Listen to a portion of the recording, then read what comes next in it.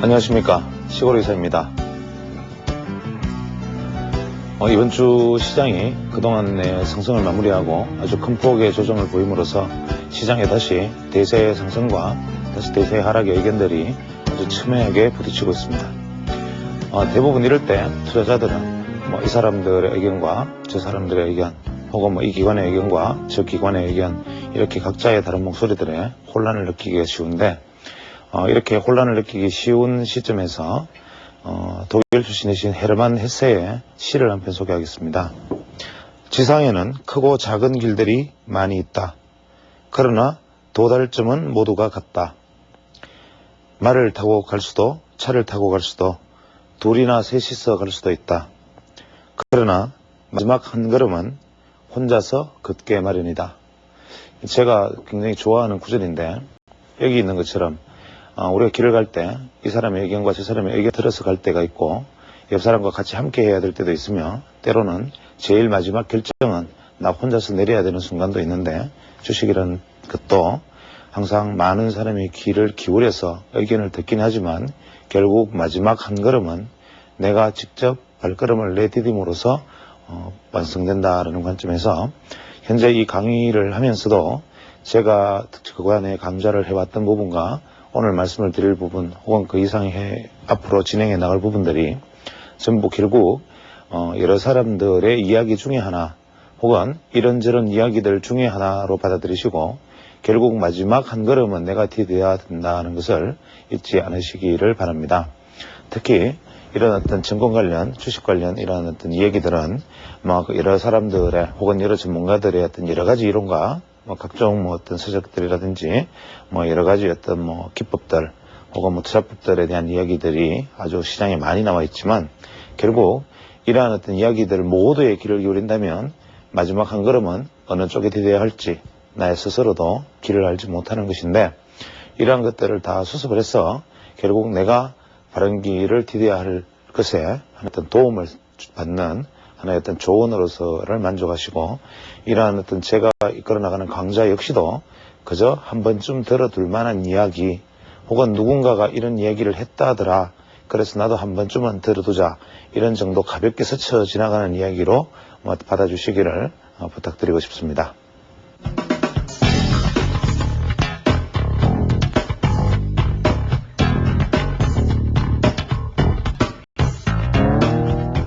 오늘은 마침 제가 한번 녹화를 시작하면 보통 하루에 2주 내지 3주 분량 혹은 그 이상의 분량을 녹화를 한꺼번에 하기 때문에 대부분 시의성이 없고 시장 상황을 언급하기에는 적당치가 않았는데, 오늘은 제가 목요일이니까 실제로 방송되는 날짜와 이틀간의 시간 갭이 없기 때문에 오랜만에 시장 상황에 대한, 시장 전반에 대해서 한번 같이 생각해보는 시간을 서두에 먼저 한번 가져보았으면 하는 생각입니다. 지금 시장을 설명하기 위해서 마침 시장을 바로 차트를 연결해서 차트를 직접 볼 수 있게 준비를 하였는데, 지금 그 시장은 아시다시피 지난 2달간 아주 지속적으로 무려 200포인트 정도의 아주 대단한 상승을 보였습니다. 이러한 어떤 상승의 어떤 기울기나 각도는 대부분의 투자자들이, 전문가들이 예측하기 어렵고, 실제로 누구나 설마 하면서도 끊임없이 시장이 계속 상승해 왔기 때문에 시장의 조정 자체는 필연적인 것은 분명하나, 시장의 조정 폭이 지난 목요일, 수요일 혹은 화요일까지 이러한 형태의 어떤 조정으로 이어질 것은 다소 당황스러워하는 모습입니다. 즉, 지금 현재 시장을 잘 살펴보면 일단 대세론이 시장에서 난무하고 있습니다. 전반적으로 시장이 비관적인 대세를 가지고 있는 사람과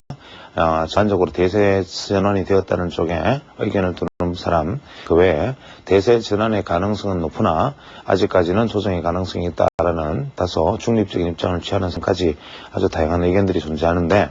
사실 지금 상황에서는 대세론은 좀 무의미합니다.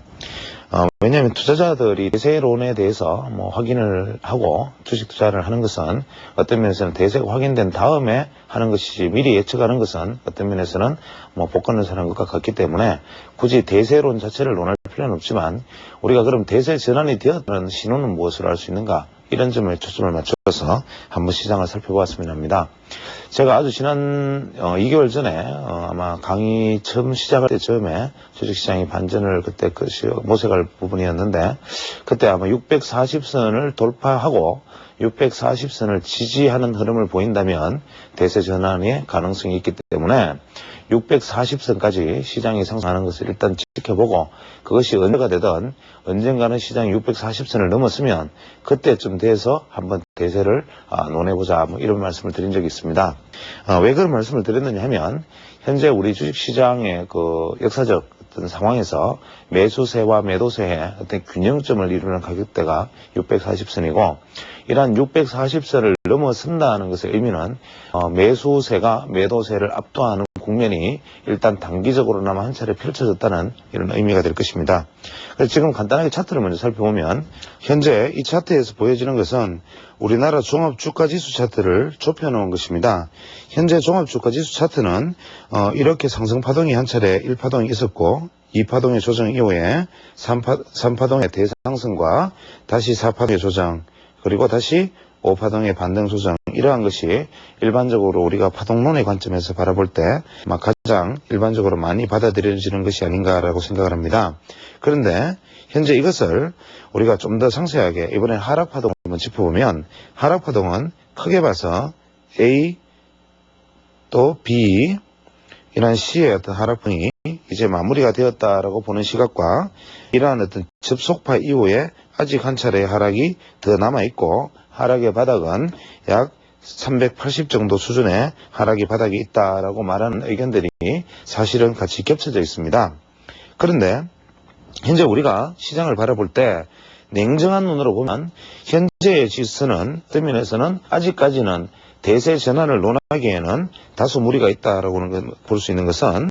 지금 현재 이 폭을 조금 넓혀서 다시 살펴보면 현재 이 추세를 보면 현재 이러한 어떤 추세 박스를 이탈했다가 다시 박스 내로 되돌아 들어오는 모습이고 하락 추세도 이러한 어떤 하락 추세대의 형태를 보이고 있고 만약 이것을 새로운 형태로 인정한다면 이것은 확대형 박스를 이루고 있습니다. 그래서 현재 주가 지수 자체를 가지고 우리가 시장을 판단한다면 어디까지나 한 번, 두 번, 세 번, 네 번, 5개 마무리되고 파동이 돌파를 시도하였으나 실패해서 되돌아 들어온 모습이기 때문에 만약에 지난번 어떤 하락 추세에서 이 하단 추세선을 돌파하고 되돌아 들어간 이 부분이 하단의 트랩이라면 이번에 상단으로 돌파해서 되돌아 들어온 이 부분도 상단의 트랩일 가능성을 완전히 배제할 수는 없다. 즉 우리가 파동론의 관점에서 현재 이것은 하나, 둘, 세 개의 어떤 봉우리를 만드는 모습인지 아니면 이것이 다시 대세 상승으로 전환되어 나간 하나의 어떤 시작의 시그널인지는 일단 이 부분이 돌아나가는 모습을 보면서 판단을 해야 될 것 같습니다. 즉 만약에 현재 이 부분에 우리가 주어졌던 부분 이 부분이 트랩으로 만약에 인정을 받는다면 현재 주가 지수는 어떠한 경로를 거쳐서 이렇게 하락하는 모습을 띌 가능성이 높고 만약에 이것이 일시적인 모습으로 다음 상승을 예비하기 위한 단순한 조정이라고 본다면 이러한 형태는 결국 이렇게 조정받고 상승하는 모습을 보여주겠죠. 그래서 지난번에 트랩은 일단 한 차례 성공을 하는 것이 보였는데 이 부분이 상승을 해서 돌파에는 성공하였으나 이 돌파가 결국 다시 하락으로 이어지면서 앞으로의 운명을 장담할 수는 없는 상황에 놓여 있습니다. 그러면 우리는 앞으로의 시장을 어떻게 바라볼 것인가? 이것을 만약에 우리가 한번 살펴본다면 지금 현재 시장에서 보이고 있는 현재 이 차트에서 보이고 있는 모습이 200일 이동평균선입니다. 즉 이 200일 이평선이 지난번에 제가 그 이야기를 강좌를 진행하면서 그랜빌의 법칙을 이야기를 드리는 것이 아마 기억이 나실 것입니다. 200일 이동평균선이 하락을 멈추고 상승 전환하는 모습을 보이면 주가가 최대 이격을 보일 때 매수해라 이런 이야기가 있었고 주가가 상승 전환하려는 200일 이동평균선을 돌파한 후에 이격이 멀어지면 일단 한 차례의 조정을 위해서 매도 국면이지만 이것이 200일 이동평균선과 가까워지면 다시 매수를 해야 된다 해서 매수 이국면에 대해서 말씀을 드리는 기억이 있을 겁니다. 그렇다면 현재 이 부분은 이것이 매수의 1국면, 이것이 매수의 2국면, 이것이 매도의 4국면, 이것이 그랜빌 이론에 따르면 200일 이평선 기준으로 그랜빌 이론에 따르면 이러한 그림으로 볼 수도 있지 않느냐, 이런 것이 대세론적 관점에서 어떤 바라보는 시각이 될 수 있으나 현재 종합주가지수를 우리가 만약에 주봉으로 만약에 살펴본다면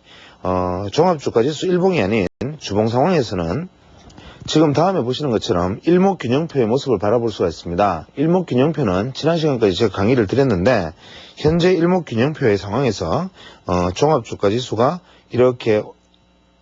상승을 하락과 반전을 거듭하다가 마지막 올라가서 지난 월요일 날 여기서 고점의 구름대 상단에 맞고 돌파에 실패하는 모습을 보인 다음 이렇게 긴 음봉을 내리는 모습을 볼 수 있습니다. 즉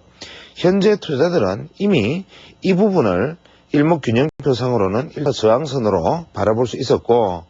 만약에 일목균형표상으로만 바라본다면 현재 종합주가지수의 당시의 목표치가 현재 이 지점이 가 있는 것이 아마 타당했을 것입니다. 즉 일목균형표는 다음에 보시는 것처럼 이러한 어떤 하단 구름대를 돌파한 다음의 상황에서는 다시 상단 구름대가 목표치가 되고, 이 상단 구름대를 돌파하느냐 하지 못하느냐가 최소한 어떤 관심의 초점이었기 때문에 이것이 죄송합니다. 관심의 초점이었기 때문에 일단 이 국면에서는 한 차례 매도를 하고 다음 상황을 지켜보는 것이 바람직한데, 일목균형표상에서 가장 긍정적인 흐름을 보이려면 현재 구름대 속에 접어들어서 상단 시세에 저항을 받았다고 하는 것은 일단 에너지가 쇠퇴하는 쇠퇴 국면이다라고 말하는 쇠퇴 1국면이기 때문에 이것이 완전 쇠퇴되어서 다시 하단선에 맞고 돌파하는 흐름은 일반적으로 가장 바람직하지 못한 그림이 되고, 만약에 하단선을 돌파한 다음에 되돌아가는 국면은 뭐 하락의 추가 하락으로 여겨지겠지만 현재로서는 아마 가장 이상적인 그림은 이러한 가능성을 보이지 않겠나라는 것이 제 생각입니다. 즉 종합주가지수는 현재 여기에서 보정하기 위한 어떤 시도를 거듭한 끝에 현재 이 구름대를 이러한 모습으로 벗어나느냐 혹은 이러한 모습으로 벗어나서 디디고 진행하느냐, 이러한 두 가지 국면인데 현재 이 1번 시나리오는 대세 상승을 주장하는 분들이 아주 강력하게 바라고 또 많은 투자자분들이 바라는 시나리오고, 현재 이 두 번째 시나리오는 보수적 긍정론, 즉 대세의 전환에는 동의하지만 아직까지 연속적으로 상승하기에는 다소 시장에 힘이 붙이지 않겠나라는 시각이 되고, 이것이 하락한 다음에 구름대를 다시 저항을 받고 돌리는 국면으로 간다면 최소한 다시 전저점을 테스트하는 극단적 부정론에 해당하겠습니다. 그래서 이러한 어떤 다양한 시장들의 시각들이 존재하는 상황에서 우리는 그럼 당장 다음 주부터 어떤 시나리오를 가지고 시장을 대응할 것인가, 일봉으로 다시 한번 살펴보면 지난 테러 사태 이후에 한 차례 어떤 상승각을 만들어줬던 시장이 결국 최종적으로는 이러한 어떤 상승각을 만들고 두 번째 조정이 별로 깊지 않은 상황에서 다시 한번 큰 상승각을 만들어주고 다시 소폭의 조정 이후에 마지막 상승 파동을 그려나가는 모습입니다.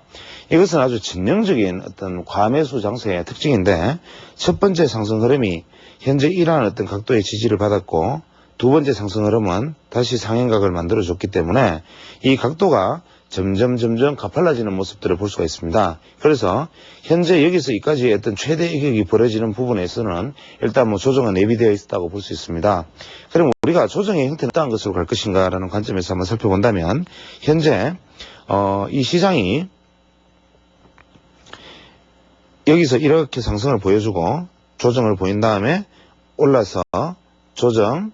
올라서 갔을 때 이 중심 추세각은 이러한 형태를 취하게 됩니다.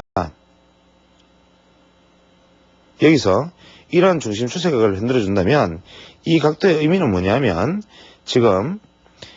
여기서 상승했던 이 각은 여기서 보정각을 만들어줬고, 여기서 큰 상승을 했던 것은 여기서 보정각을 만들어주는 것이 정상적인 흐름인데, 이 보정각을 만들어주지 못했고 여기서 바로 마지막 5파동의 상승이 일어났기 때문에 현재 이 파동의 조정은 완전하게 이 각도까지 보정하는 이러한 어떤 각도를 만들어주는 각도의 하락이 존재할 것이라는 겁니다. 그래서 현재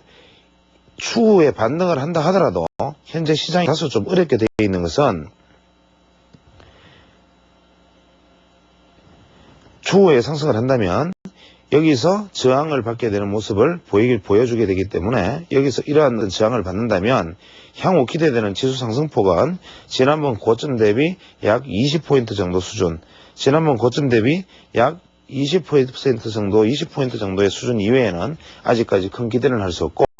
하락을 한다면 현재 이 600선대까지의 하락각도 충분히 가능하다라는 것을 생각해 볼 수 있습니다. 따라서 현 시점에서는 충분한 기간 조정이 이루어지지 않고 주가가 추가적으로 상승을 한다면 오히려 하락의 가능성이 좀 높고, 어떠한 형태든 여기서 이러한 어떤 형태, 이러한 형태를 만들어주던 이러한 어떤 반등의 흐름 이후에 정상적으로 흘러간다면 일단은 680포인트, 700포인트까지의 상승을 기대할 수 있지 않겠는가라는 생각입니다. 그래서 시장에 대한 대응을 다시 한번 냉정하게 살펴보면 우리는 이 부분에서 현재의 어떤 주가가 한 차례 상승과 조정과 상승과 조정과 상승을 거듭한 다음 이 대목에서 다음 이제 금요일과 다음 주에는 어떻게 움직일 것인가, 이것이 여기서 어떠한 형태의 모습을 보여준다 하더라도 반드시 다음 주 화요일이나 수요일에는 양봉의 모습을 보여주는 것은 이미 정해져 있다. 즉 현재 투자자들이 심리는 여기서 마지막 올라버린 이 정도의 어떤 상승각에 대한 되돌림 보상 때문에 일단은 어떠한 악재가 쏟아진다 하더라도 주 초에 수요일 전에는 이 정도의 어떤 상승의 흐름은 보여줄 수 있으나 이 흐름이 여기 일지 하는 것을 일단 투자자들은 지켜보지 않고는 여기서 일어나서 이까지의 어떤 단기 투자를 노리는 것이 아니라면 현재는 투자에 대해서 적절하게 진입할 시점은 아니다. 즉 추가 상승이 무조건 확실시되기 때문에 무조건 저가 매수하라는 의견은 현재로서는 다소 무리가 있는 것이, 여기에서 조정을 보이면 되돌림 반등이 이 폭에서 나타나든 혹은 되돌림 반등이 이 폭에서 나타나든 혹은 되돌림 반등이 넘어서든 간에 우리는 여기서 되돌림 반등이 완성되는 것을 보고 다음 계획을 세우는 것이 바람직합니다. 예를 들어서 만약에 이 폭에서 이루어진다면 우리가 되돌림 반등이 이렇게 이 폭에서 이루어진다면 당분간 종합주가 지수의 흐름은 조정폭이 지속적으로 이어질 것이다. 만약에 이 폭에서 이루어진다면 적절한 기간 조정 후에 상승 반전의 가능성이 높다. 실제로 만약에 이러한 폭으로 이어진다면 단기적으로 연속적인 추가가 가능하겠지만 실제적으로 그러할 가능성은 오히려 추후에 위험 부담을 더 안게 되는 결과가 올 수 있습니다. 예를 들어서 여기서 만약에 종합주가 지수가 적절한 어떤 되돌림 이후에, 소폭의 되돌림 이후에 다시 하락을 한다면 이러한 모양 이후에 되돌아가서 다시 조정파동 이후에 하락을 받는, 이렇게 해서 조정이 마무리되면서 약간 580선에서 600선 사이를 조정의 마무리, 즉 600에서 580선 사이를 조정으로 마무리하는 이러한 형태가 될 시나리오가 첫 번째로는 가장 유력하고, 두 번째로는 반등의 가격이 강력해서 직전 고점에 거의 도달하는 반등 이후에 이번 이 저점을 깨지 않고 조정을 받고 다시 이 고점을 다시 되돌아서는 이 시점에 만약에 주가가 돌파를 하게 된다면 이것은 종합주가 지수는 일단 700포인트의 고지까지는 많이 갈 수 있는 시나리오가 된다라는 생각을 할 수 있습니다. 그래서 지금 투자자 여러분이 예측을 하고 대응을 하는 것보다, 예측을 하면서 내가 시장이 어떻게 갈 것이라는 부분에 대해서 생각을 하는 것보다는 우리는 다음 주 초에 일어나는 부분들에 만들어지는 추세를 본 다음에 대응하는 전략으로 가는 것이 현명하다. 즉 다시 한번 정리하면 현 시점에서 조정 하락각 이후에 되돌림이 어떤 식으로든 되돌림은 일어난다. 다만 되돌림의 폭이 이러한 형태의 되돌림이냐, 혹은 두 번째 되돌림의 폭이 좀 다소 큰 이러한 형태의 되돌림이냐 하는 것에 따라서 시장의 운명이 단기적으로 갈라질 수 있다는 것을 정리해서 결론적으로 말씀드릴 수가 있습니다. 즉 우리는 이런 파동이 오면 여기서 이것이 가져오는 각을 추세대를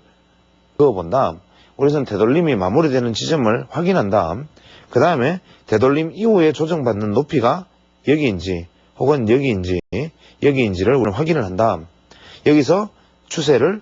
이렇게 추세가 나타나는지 이러한 추세가 나타나는지 이러한 추세가 나타나는지를 확인한 다음에 우리는 이 시점에서 추가 매수를 할 것인지 아닌지를 결정하는 계기로 삼는다 이런 얘기가 되겠습니다. 즉 만약에 670포인트에 육박하는 정도 660포인트에 넘어서는 정도의 되돌림이 나타나고 이것이 다시 630포인트 선에서 지지를 받는다면 이때는 다시 반전의 모습을 보일 때 강력한 매수를 다시 하고 추세 반전에 연속적인 추세 반전의 가능성에 무게를 실어도 좋다.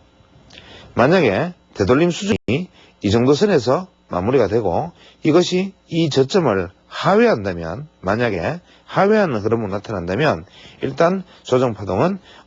최소한 200일 이동평균선이 존재하는 570에서 580선 최대 600선 580에서 600선까지의 조정이 가능하다라고 보는 것이 현재로서는 타당하기 때문에 우리는 시장의 방향을 지금 여기에서 예단하기보다는 이것이 어떻게 흘러가는 것을 보고 이것의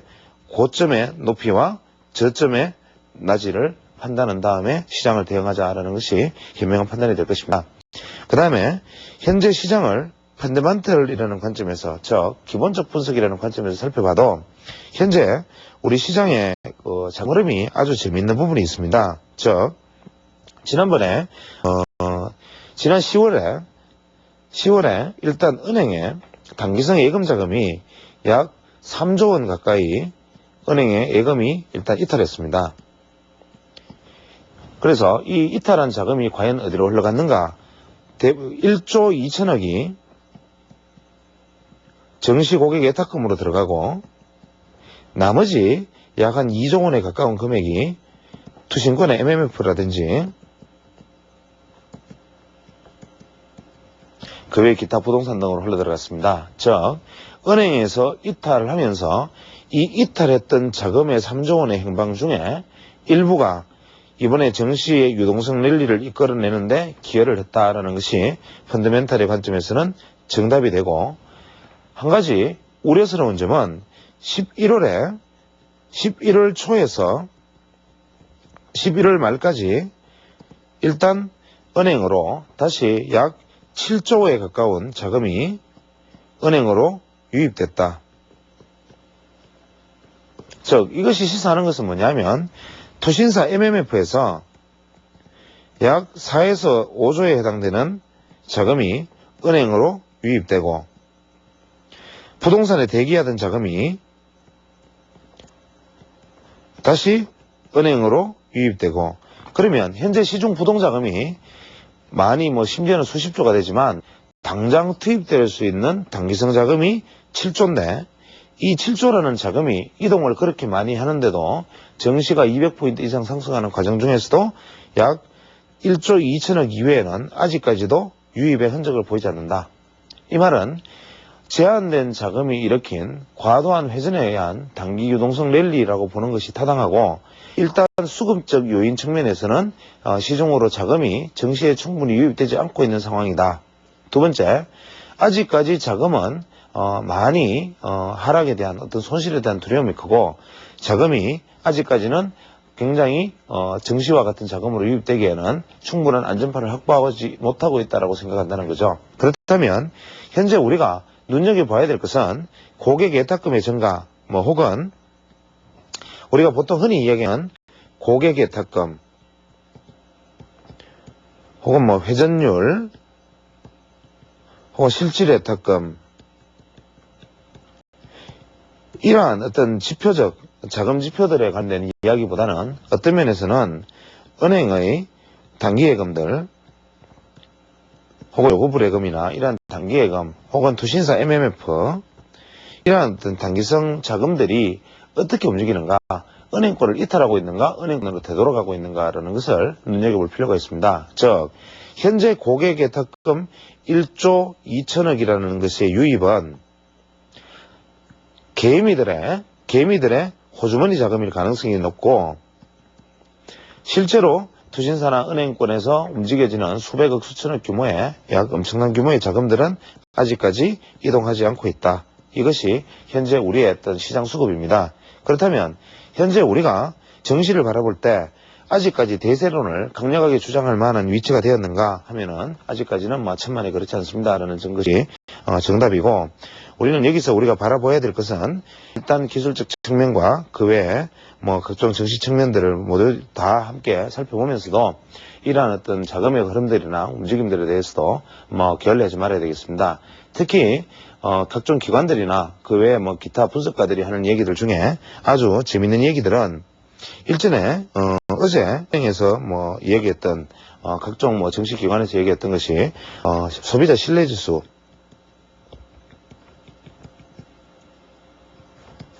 소비자 신뢰지수라는 것이 있습니다. 이 소비자 신뢰지수가 컨퍼런스 보드라고 이게 알려진, 지난 수요일 저녁에 알려진, 화요일 저녁입니다. 화요일 저녁에 알려진 컨퍼런스 보드, 그 외에 미시간 대학 미시건 신뢰지수, 이 두 개의 지수가 어느 날 갑자기 한국 주식 투자자들에게 화두처럼 등장했는데, 이 컨퍼런스 보드라는 것은 약 4,000명 정도의 전문가들에게 설문을 돌려서 시장의 상황들에 대한 질문을 한 다음 긍정적인 답변과 부정적인 답변의 비율을 낸 것이고, 미시건 신뢰지수는 약 500명에게 전화 통화를 통해서 어떤 것인지를 답변을 구한 것인데, 미시건 신뢰지수는 일반적으로 소비재나 전자제품과 같은 다소 경기에 선행하는 물품들을 중심으로 조사하는 것이고, 컨퍼런스보다는 경제 펀더멘털을 보는 것이기 때문에 컨퍼런스보다가 좀 더 의미가 있다. 이것이 사상 최저치를 기록했기 때문에 앞으로 미국 경제는 형편없어진다. 이러한 얘기들을 하고 있습니다. 그러나 이러한 어떤 펀더멘털적인 요인들을 가지고 우리가 시장을 바라본다면 현재 종합지수는 어떤 최악의 상황에 가기 위한 길목에 있다. 즉, 미국 자체에서 이미 경기 침체를 선언하고, 그 다음에 각종 경기 지표들은 최대한 바닥을 헤매고 있을 뿐만 아니라 각종 회사에서는 구조조정과 인력 해고들을 연이어 발표하고 있습니다. 그렇다면 경제가 더 나빠질 가능성이 높지 현재로서는 더 좋아질 기미는 전혀 보이지 않는데, 이러한 부분들을 가지고 주식 투자를 한다는 것 자체가 난센스가 아니냐라고 생각하지만, 그렇다면 미국 투자자들이 바보냐? 미국 투자자들은 이러한 지표들을 보면서도 왜 당일날 나스닥 지수가 4포인트밖에 하락하지 않았을까? 그렇다면 우리가 과연 기관 투자자들이 혹은 언론이 만들어내는 이러한 어떤 자료들, 언론이나 기관 투자자들이 제공하는 이러한 자료들마저도 예전에 1, 2년 전에는 그나마 미국의 나스닥 선물이 뭔지도 몰랐던 한국 시장이 이제 이러한 종 지표들이나 지수들이 오히려 한국의 GDP 성장률이나 우리나라의 어떤 각종 지표들은 전혀 시장에 영향을 미치지 못하고, 한국 시장의 정책은 영향을 미치지 못하고, 미국 시장의 이런 작은 지표 발표 하나가 한국 시장을 흔들어대는 이러한 모습들은 과히 바람직하지 못할 것입니다. 그래서 현 시점에서 투자자들은 내가 기술적으로 혹은 펀더멘털론적으로 시장을 내 나름대로의 눈으로 재단을 한 다음 시장의 대응을 어떻게 할 것이라는 계획을 세우고 있는데, 제가 굳이 한 가지 어떤 전개적인 관점에서 추천을 한다면 일단 내년 연초를 겨냥해서 일단 우량건설주, 그 다음에 은행주, 이러한 종목들에 대해서 적절한 시점에서 저가 매집을 한 다음에 중기 보유를 해본 것도 주식 투자에 큰 자신이 없는 분들은 한번 해볼 만한 선택이 아닌가라는 생각을 합니다. 특히 이러한 종목들은 지난 10년간의 어떤 대세 하락 이후에 10년간의 대세 하락으로 매물이 많이 장기 매물이 소화되었고, 그 다음에 업황이 10년간의 저점을 경신한 이후에 건설업종은 지금 경기 부양 정책의 어떤 집중적인 타겟가 되고 있고, 은행업종은 사상 최대의 수익을 올리는 업종이기 때문에 펀더멘털적으로도 일단 우량건설주와 우량은행주 이외에는 아직까지는 경기 상황에서 큰 대안은 없을 뿐만 아니라 현재 주가의 어떤 매집도라든지 거래 수조, 시장의 관심도를 보았을 때 당분간은 어떤 조정이 필요하고 경우에 따라서 종목별로는 일부 산발적인 하락이 있을 것으로 예상은 되지만 적절한 시점에서 하락할 때마다 이러한 종목들을 조금씩 모아두면 내년 연초 정도에 한 차례의 어떤 좋은 결과를 내지 않을까라는 생각을 하게 됩니다. 이제 오늘은 뭐 강좌가 이제 시황 이야기를 이어져야 것은 이제 시장의 어떤 각도에 관한 얘기가 되겠습니다. 시장의 각도를 말한 분들은 뭐 몇 분들의 어떤 생각자들이 계셨고, 특히 미국이나 일본 시장에서 각도에 주목한 분들이 몇 분 있었기 때문에 이 각도라는 것이 마치 제가 주장하는 어떤 이론인 것처럼 잘못 알려져 있기도 하지만 실제로 각도라는 것은 오래전부터 있어왔던 이론인데, 다만 제가 지난번에도 누차 기회 있을 때마다 말씀드렸지만 이 각도라는 것은 개인의 각도도 아니고 파동도 엘리어트의 파동이 아니고 저 나름대로는 시장을 볼 때 사용하는 어떤 전반적인 눈, 시골에서라는 한 사람이 시장을 볼 때 사용하는 어떤 잣대 혹은 저만의 무기 이런 것들을 저는 각도라는 시각에서 시장을 바라봅니다 라고 누차 말씀드렸기 때문에 그럼 제가 몇 차례나 얘기했던 그 각도라는 것이 뭐 그렇게 볼 게 있길래 계속 그렇게 얘기하는가라는 것을 말씀드리기 위해서 별로 알려드릴 내용은 없지만 이 각도라는 것에 우리가 주제를 맞춰가면서 그 과정 속에서 얻어지거나 그 과정 속에서 생각해 볼 수 있는 부분들을 같이 짚어보고자 하는 목적에서 이 부분의 각도의 두 번째 파트, 파동에 이어서 각도 이야기를 진행합니다. 그러나 이 강좌를 하기에 앞서 다소 조금 유감스러운 점은 제가 예전에 몇 번의 어떤 기회를 통해서 어떤 강좌나 그 외에 뭐 어떤 각종 어떤 자료 혹은 뭐 번역 출판물을 통해서 제 나름대로 아주 작은 이야기지만 그냥 제가 보는 시각에 대한 이야기나 리포트를 몇 차례 노출한 적이 있는데 대단히 유감스럽게도 일부 유료 아카데미나 뭐 그 외 몇 군데에서 아예 그 자료 자체를 그대로 복사해서 자기들의 이론인 것처럼 오히려 교육을 하는데 활용하고 있다는 얘기를 듣고 한편으로는 좀 서운하기도 하고 한편으로는 다소 분노하는 마음도 없지 않아 있습니다. 왜 그러냐면 저 역시도 시장의 수많은 책들을 보고 그 책 속에서 장점을 따오고 그 이론을 보고 배웠기 때문에 이러한 어떤 이론 자체가 누구의 것이다, 누구의 이야기다라는 것은 전혀 중요하지 않으나 아직까지 그 부분에 대해서 오랫동안 맞고 맞지 않고를 떠나서 오랫동안 생각해 왔던 사람이 정리도 되기 전에 그것이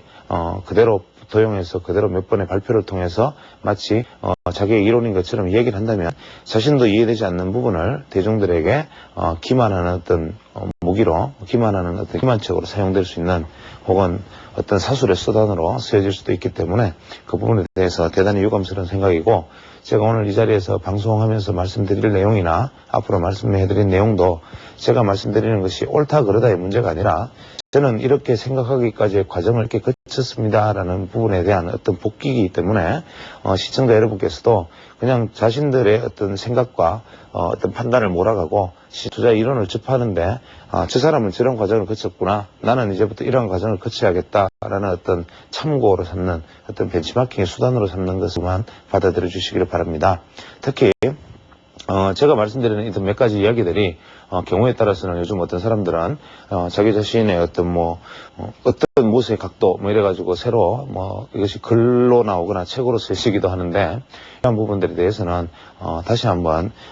같은 일이 반복되지 않았으면 하는 바람이고, 만약에 그러한 일이 반복되면 진지하게 한번 유감을 표시할 생각입니다. 이것은 개인의 어떤 작은 어떤 공명심이나 이러한 것이 아니라 어떤 것들이 완성되지 못한 작은 엉터리 이론들이 잘되어졌을 때 일어날 수 있는 그 외 부작용들에 대한 우려에서 나오는 말씀이기 때문에 제 말에 충을 이해해 주시길 바랍니다. 그러면 지금부터 각도에 대한 이야기를 하기에 앞서서 각도를 제일 먼저 주창했던 개인 이론을 일단 먼저 한번 되짚어 보겠습니다. 이 개인이란 분은 미국에서 어떤 각도 이론을 가지고 시장에서 대단한 성공을 거두었던 분입니다. 이분은 1910년에서 1960년 사이에 우리 면화, 그 다음에 곡물, 그 다음에 유전, 즉 이제 석유 거래에 개입해가지고 무려 300회 정도 거래에서 98%의 승률이라는 대단한 승률을 기록했고, 현재 자본 수익만으로도 그 당시 돈으로 약 7천만 달러의 수익을 올렸다는 아주 신화적인 인물입니다. 근데 이 개인이라는 사람을 저는 개인적으로는 주식 투자 혹은 자본시장에서 어떤 거래에 관련된 이론을 개발한 분들 중에서는 제 개인적으로는 가장 존경한다는 표현이 가장 맞고, 제가 이 개인이라는 사람의 이론을 처음에 시장 접했을 때는 거의 충격이었다라는 말씀을 드리고 싶을 정도로 개인 이론에 대해서 제가 여러 가지 배웠던 점이 많고, 또 개인 이론의 어떤 여러 가지 이야기들에 대해서 꼭 전달해 드리고 싶은 부분들이 많습니다. 우리가 개는 이분에 대해서는 자세한 이야기를 드릴 기회가 있겠지만, 대부분 이분이 이야기하는 것은 우리가 기하학적 각도라는 것을 가지고 시장을 설명을 했고, 이 기하학적 각도는 우리가 몇 가지 시장에서 각도를 가지고 시장을 설명하는 수단으로 사용되어졌던 가장 어떤 주 수단이었는데,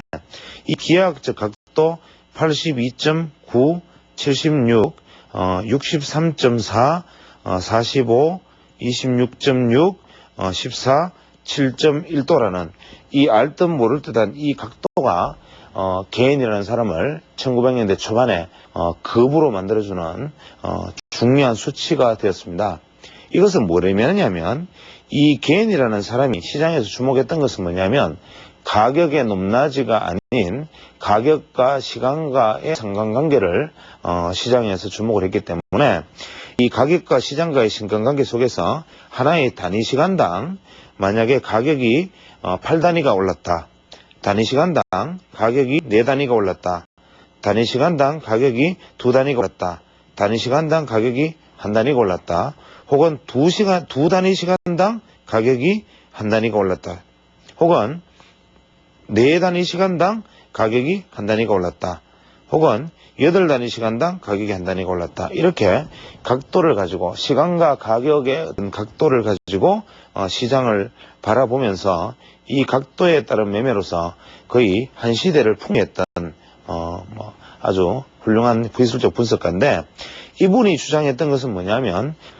시장은 정해진 길에 의해서 자기 갈 길을 간다. 즉, 어떠한 것이 우리가 보기에는 수급적 요인이 파도가 치고 바람이 부는 것처럼 보이지만, 시장은 정해진 길을 간다는 것이었고, 정해진 길이라는 것을 이 각도를 통해서 해결을 하려고 그랬습니다. 특히 이 개는 엘리어트와는 거의 동시대에 살았기 때문에, 이 엘리어트가 신봉했던 이 피보나치의 수를 개인 역시 받아들여서 피보나치의 수를 가지고 자기 자신이 이론을 좀 더 개성 발전시켰는데, 이 개인이라는 사람이 사용했던, 개인에 대해서 이론은 다음 시간에 다시 한번 설명을 하더라도, 이 개인이라는 사람이 사용했던 주무기, 즉 이 기하학적 각도, 이 알듯 못듯한 이 각도와, 두 번째, 개인이라는 사람이 되돌림 비율로 사용했던 1분의 8, 2분의 8, 1분의 3, 3분의 8, 4분의 8, 5분의 8, 2분의 3, 6분의 8, 7분의 8, 이 알듯 모를 듯한 또 두 번째 숫자, 즉 이것은 12.5%, 25.0%, 33.3%, 37.5%, 50%, 50%, 62.5%, 66.7%, 75.0%, 87.5%. 이러한 지금 여기서 이 숫자조차도 사실 시청자들이 보시면 도대체 이 복잡한 수치를 가지고 개인은 어떤 매매를 했단 말인가라는 의문이 들 정도로, 두 번째 이 되돌림의 수치에 대해서도 제가 다음 시간에 강의해 나가겠지만, 이 두 번째 무기로 사용했던 피보나치의 수에 근거한 되돌림 수치, 이것이 개인의 두 번째 이론의 근간이 되었고, 개인의 세 번째 이론은 기본 사각형, 즉 카디널 스퀘어, 즉 기본 사각형이라는 것이 개인의 세 번째 무기였다. 이것이 세 번째 무기였는데, 이것도 다음 시간에 설명해 나가겠지만, 어떤 수치들을 이렇게 네모 속에서 수치를 연결시킨 다음, 이 수치들이 연결되는 대각선, 수평선, 수직선 해서 이 대응의 수치들이 갖는 각각의 의미를 가지고 시장을 평가하는 데 사용했다. 이것이 개인의 세 번째 무기였다. 그 다음에 개인의 네 번째 무기는 이 시장에서 X축과 Y축이 갖는 각도 안에서 이 대각선 각들의 교차와 그 다음에 수평각과 수직각과 대각선각의 교차를 가지고 의미 있는 시장의 변화일을 체크했다. 즉 의미 있는 시장의 변화일을 이 각도로서 찾아냈다라는 것이 개인의 네 번째 무기입니다. 그래서 개인이라는 사람은 이제 다시 한번 정리를 하면 시장 전체를 각도로 보는데 처음으로 어떤 제안을 했던 사람이고 이 각도를 제안했던 사람이긴 한데 이 사람의 무기는 바로 기본각과 그 다음에 조정 비율, 그 다음에 기본 사각형,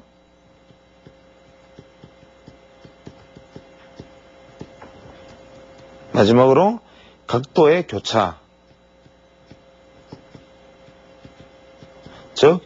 교차각 혹은 변화일이라는 변화일의 포착,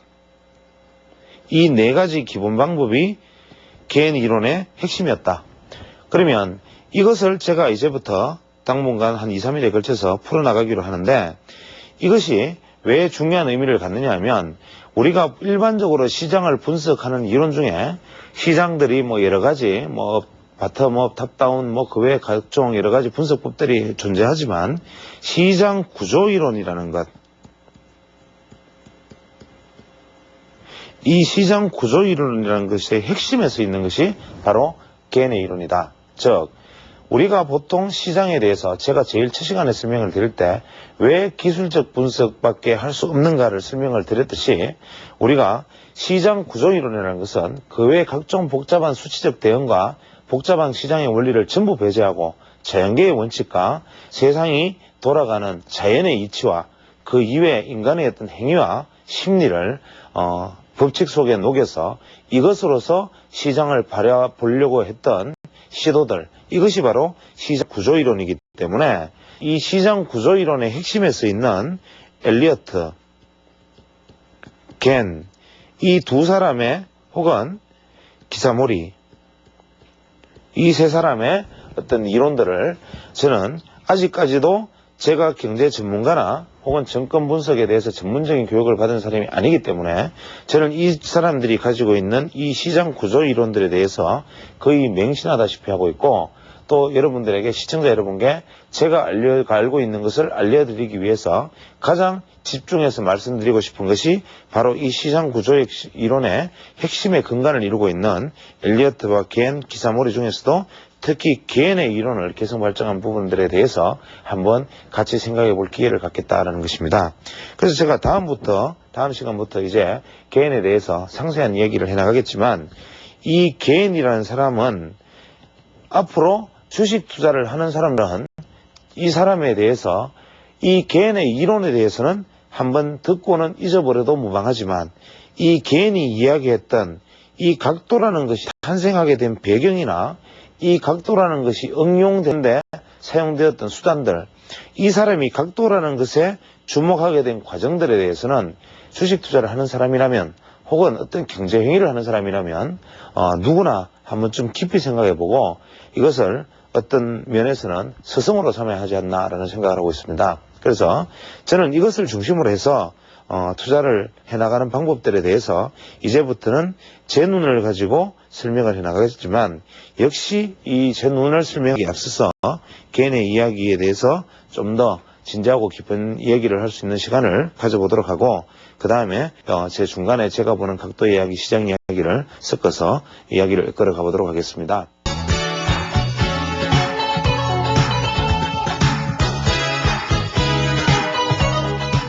이번 주 시장을 한번 되짚어보면 조금 전에 강의에서도 말씀드린 것처럼 시장이 뭐 어려운 상황이 분명하지만 한 가지 유감천만인 일들이 이번 주 내내 여러 군데서 벌어졌습니다. 특히 이번 월요일 외국인들 했던 선물이나 옵션 등의 파생 상품 포지션은 우리가 해지 포지션, 즉 선물을 매수하고 현물을 계속 매수하는 과정에서 콜옵션을 매도하고 풋옵션을 충분히 거둬들이는, 그래서 풋옵션의 물량을 쌓아둔 상태에서 만약에 조정이 온다더라도 외국인 입장에서는 결국 단기적인 조정이라면 이 부분에 있어서 오히려 자기들이 보유하고 있는 물량을 충분히 손실 부분을 해지할 수 있는 만반의 준비를 갖추고 시장 대응을 하고 있는데 반해서 국내 기관 투자자들은 지속적으로 일관된 매도 포지션을 취하고 있다가 이번 화요일 날 아주 대대적인 매도 공세를 펼치면서 시장을 40포인트를 하락시키는데 아주 중요한 역할을 하였습니다. 이 대목에서 물론 우리가 기술적인 분석을 아까 살펴보았듯이 시장의 조정 시점이 되었던 것은 분명하지만 도저히 이해가 되지 않는 부분들이 상당히 많이 있습니다. 대적 기관 투자자 혹은 펀드 운용자 혹은 기금 운용자 이런 어떤 자금을 혹은 공공형 성격의 자금을 운용하는 운용자들은 근본적으로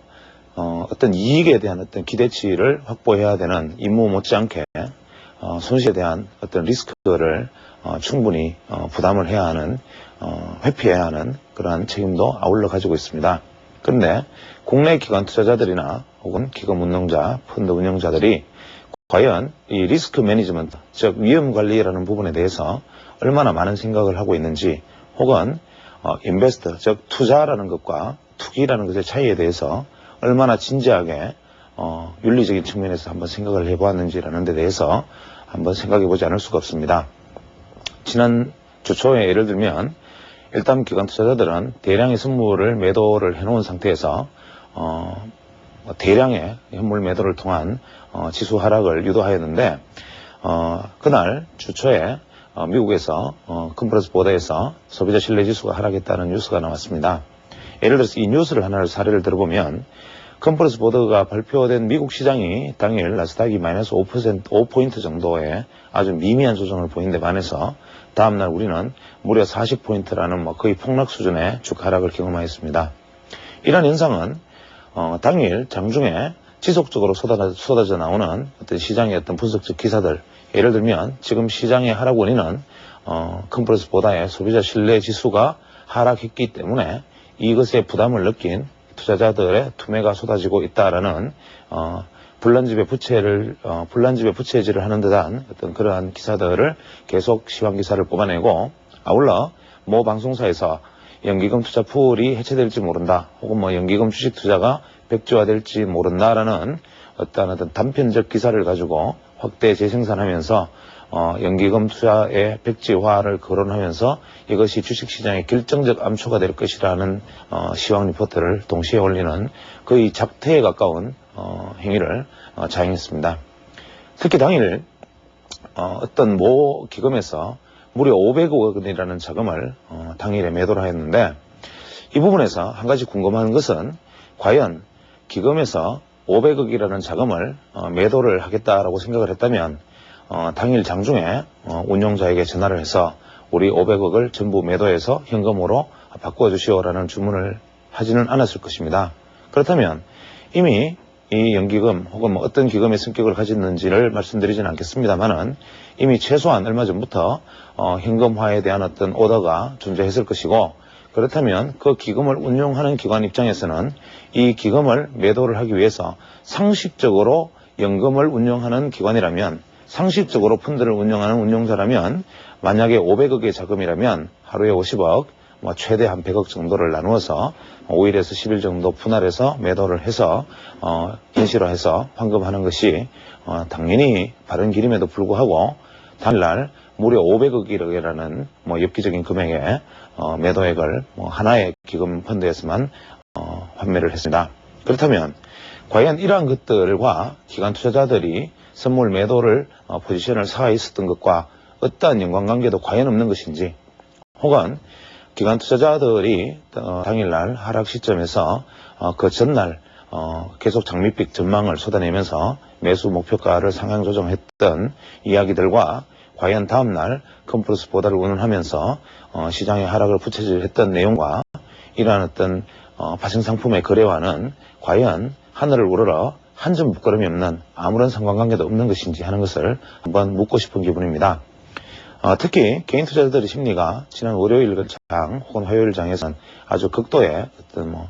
흥분 상태에 놓여 있었기 때문에 이러한 흥분 상태를 이용해서 기관 투자자들이 자행한 것은 어떤 면에서는 외국인과의 야합일 수 있습니다. 외국인들이 충분히 해지 포지션으로 옵션에서 해지를 설정하고 있었기 때문에 외국인 입장에서는 굳이 이러한 어떤 기관의 어떤 매도를 막을 이유도 없었고, 기관 입장에서는 선물 매도 포지션을 적절히 활용하면서 그간의 어떤 분풀이라도 하는 듯한 모습을 보여주었습니다. 그래서 우리가 보통 기관 투자자 혹은 운용자 이런 분들의 혹은 이런 어떤 기관들의 어떤 도덕성이나 혹은 능력의 잣대라는 것이 돈을 많이 버는 것이 만약에 최선의 기준인가라는 데 대해서 냉정하게 생각해 보지 않을 수 없는 것은, 얼마 전에 모 증권 잡지에서 모 대형 증권사의 리서치 팀에 책임을 지는 분이 이런 말씀을 하신 것을 보았습니다. 우리 리서치 센터에 많은 사람들이 충분한 사전 자료를 가지고 있지만 이러한 것들이 사전에 시장 정보로 노출되거나 어떤 개인의 영달과는 하나의 어떤 관계도 없는 완벽한 감시 시스템과 혹은 정보사 직원들은 일체의 계좌를 가질 수 없는 완벽한 법적 제도적 장치가 있기 때문에 어떠한 부작용도 우려하지 않는다, 이렇게 말씀을 하셨는데, 과연 한국 증권시장에 근무하시는 운용자 혹은 분석가들이 자신의 이름으로 된 계좌 이외에 주식 투자를 하지 않는다라고 생각하신 분이 과연 우리나라 주식 투자자 중에 몇 %가 될지에 대해서 한번 질문을 던져보고 싶습니다. 이렇게 우리가 눈 가리고 아웅하듯이 현재 우리는 이러한 제도 하에서 이렇게 하고 있다라고 말을 하지만, 과연 이러한 부분들이 현재 특히 제가 몇 차례나 말씀드렸지만 중소형 증권사들의 특히 파생운용 선물이라든지 옵션 거래의 행태들은 이제 거의 예전에 싱가포르의 모 대형 투자은행이 아주 부도 상태에 이르게 된 것이 한 사람의 운영자였다는 것을 한번 생각하고 있는지, 지난번 테러 사태 때 모 중소형 증권사 몇 군데가 아주 치명적인 타격을 입었듯이 과연 이러한 어떤 해지에 대한 위험 관리에 대한 충분한 준비는 되어 있는지, 그 다음에 수익을 낸다면 그 수익을 내는 길이 정당하고 바른 것인지, 정말 업황 분석이나 혹은 기술적 분석이나 수급 분석이나 그 외의 기타 여러 가지 요인들로 충분히 주식을 정상적인 방법으로 매수를 하고 어떤 사전 정보라든지 그 외의 어떤 결탁이라든지 이러한 행위가 없이 건전하게 운영되고 있는지 정말 자체적으로 다시 한번 조사를 해보거나 냉정하게 반성을 해보는 시간이 필요하지 않나라는 생각입니다. 현재 우리 시장에서 선물 옵션 만기일이 다가오면, 특히 이번 12월 만기일은 선물과 옵션이 동시에 만기가 되는 더블 리칭데이가 됩니다만은, 보통 이러한 더블 리칭데이 직전에 증권사들이 행하는 선물이나 옵션 거래의 형태들은 거의 일국의 증권시장 혹은 자본시장을 스스로 힘으로 흔들 수 있다라고 생각하지 않는 한, 과연 이러한 증권사들이 일관된 포지션으로 각 증권사 운영자들이 같은 생각으로 같은 포지션을 쌓아가면서 일방적으로 지수를 가두어가는 모습들을 보면, 과연 이 운영자들이 각자의 모든 사람의 판단이 일치하는 것인지, 평소에 시장을 두고 오른다 내린다 혹은 대세 상승이다 하락이다 그렇게 많이 의견이 엇갈리는 각 기관들이 어떻게 선물 옵션 만기일이 되면 항상 모든 모든 행동이 일사불란하게 일치되고 모두가 지수를 자기들이 목표한 곳에서 맞추기 위해서 어떠한 행위도 스승치 않는, 심지어는 만기를 앞두고 급등락이 거듭하면서도 의도한 부분에서 수익을 낼 수 있는 포지션을 맞춰 나가는 것은 개인 투자자나 그 외 일반인들의 어떤 집중화되지 못한 힘을 무시하고 자신들의 힘으로 뭉쳐서 시장을 흔들 수 있다는 정말 오만과 자만과 혹은 정말 무감각한 어떤 부도덕한 생각들을 가지고 있는 것은 아닌가. 그렇다면 과연 이분들이 운용을 하면서 어떤 자신들의 어떤 능력이나 역량을 통해서 정상적으로 투자를 하는 것인지, 아니면 이분들끼리 서로 어떤 암묵적인 묵계 내지는 서로의 어떤 의견 교환을 통해서 시장을 이끌어가고 있는 것인지에 대해서도 꼭 한번 반문해보고 싶습니다. 이러한 얘기에 대해서 많이 여러 가지 부분에서 반론을 제기하시거나 항의를 하시는 분도 있을 수 있겠지만, 이것은 어디까지나 시장을 외부에서 바라본 한 사람의 어떤 관찰자 입장에서 느꼈던 문제점들이기 때문에, 이것이 설령 사실이든 사실이 아니든 제가 한 사람의 어떤 개인 투자자의 입장으로 혹은 한 사람의 관찰자의 입장으로 가졌던 의혹들이기 때문에, 이런 기관 투자자들이 얼마나 스스로 깨끗하게 혹은 정상적인 어떤 운영을 함으로써 저희들 같은 혹은 저 같은 사람들의 어떤 눈 속에서 어떤 부정적인 혹은 의심의 눈으로 바라보아지는 이러한 면들을 스스로 제거할 수 있는지를 꼭 한번 지켜보고 싶고, 앞으로 한국 펀드 운용자나 기관 투자자들의 모든 운영 체계나 능력이나 그 외의 어떤 윤리성이 획기적으로 개선될 수 있는 어떤 제도적 장치가 마련되기를 진심으로 바랍니다. 감사합니다.